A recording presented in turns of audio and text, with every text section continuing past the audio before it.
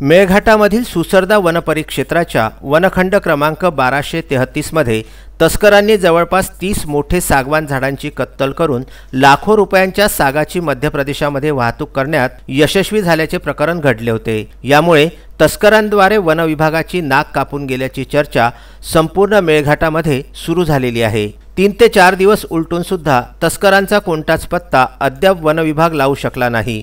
परिणामी तस्करांनी जवळपास 50 लाख रुपयांचा चुना मेळघाट वन विभागास लावल्याचे बोलले जात आहे। सावलीखेडा ते कोल्डाढाणा या जंगलमार्गे वनखंड क्रमांक 1233 मधून चेंडो गावानजीक मुख्य रस्त्याला जोडणारा रस्ता आहे। या रस्त्याला लागून असणाऱ्या भव्य सागवानाच्या वृक्षांची कत्तल करून नेल्यामुळे संपूर्ण जंगलामध्ये सगळीकडे सागवान झाडांची लहान मोठ्या फांद्या व पाने पसरल्याचे विदारक दृश्य बघावयास मिळत आहे। सदर तस्करी मध्य प्रदेशात करण्यात आल्याचे प्रथमदर्शनी बोलले जात आहे। 10 चाकी ट्रक जंगलातून आणून गुप्त मार्गाची माहिती तसेच भव्य सागवान वृक्षाची निवड ही सर्व माहिती मध्य प्रदेशातील तस्करांना कशी असा गंभीर प्रश्न येथे निर्माण झालेला असून कर्तव्याचे पालन न करता रक्षक बनलेले भक्षक म्हणून वनरक्षक गाईडची भूमिका घेऊन तस्करांना सहकार्य करून लाखोच्या तस्करीमध्ये सहभागी झाल्याची खमंग चर्चा सुसरदा वनपरिक्षेत्रांतर्गत असणाऱ्या सुसरदा, सावलीखेडा, बिरोटी, चेंडो, कोल्डाढाणा, बारातांडा,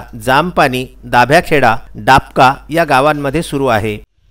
सद्यस्थितीमध्ये आपण मेळघाटच्या जंगलामध्ये उपस्थित आहोत।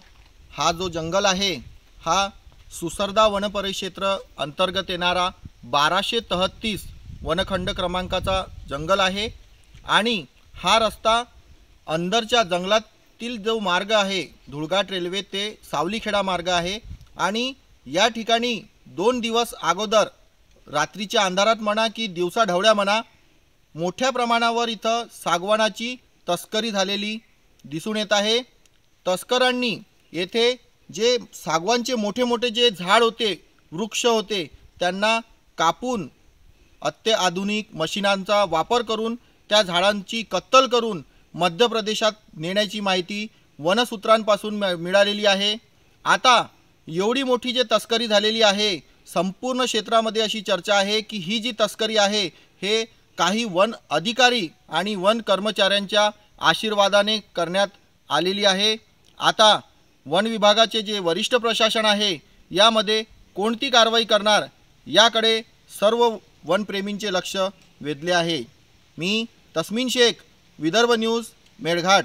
वनरक्षक आखंडे व वनमजूर रवी कर्तव्यावर असून सुद्धा एवढी मोठी तस्करी झाली कशी असा प्रश्न परिसरातील नागरिकांनी उपस्थित केलेला असून या जबाबदार कर्मचाऱ्यांचा पीसीआर घेऊन सत्यता समोर आणावी अशी मागणी सुद्धा जोर पकडत आहे। जंगलामध्ये वन विभागाद्वारे जेव्हा जेव्हा कूपकटाई केली जाते त्यावेळी एका वनखंडामध्ये शेकडो मजूर व साहित्याचा वापर आणि लाखो रुपये खर्च करून हे केले जाते। मात्र या उलट तस्करांनी वनखंड क्रमांक 1233 मध्ये अवघ्या 4-5 तासामध्ये साफ करून कुठे पसार झाले हे कुणालाही ठाऊक नाही। तस्करांकडून कूपकटाईबाबत मार्गदर्शन वन विभागाने घेण्याची गरज असल्याचे या प्रकरणानंतर म्हटल्यास वावगे ठरत नाही। मेळघाटातील जंगलातून सागवान, चंदन, शीसम, वन्य प्राण्यांच्या शरीराचे अवयव व अवशेष, सालई व धावडा डिंक, मुसळी व इतर गौण वन उपजाची तस्करी मोठ्या प्रमाणामध्ये होत आहे। वन विभागाद्वारे या तस्करीवर प्रतिबंध लावण्याच्या दृष्टीने बारातांडा, सुसरदा, धुळघाट रेल्वे व तलई रेल्वे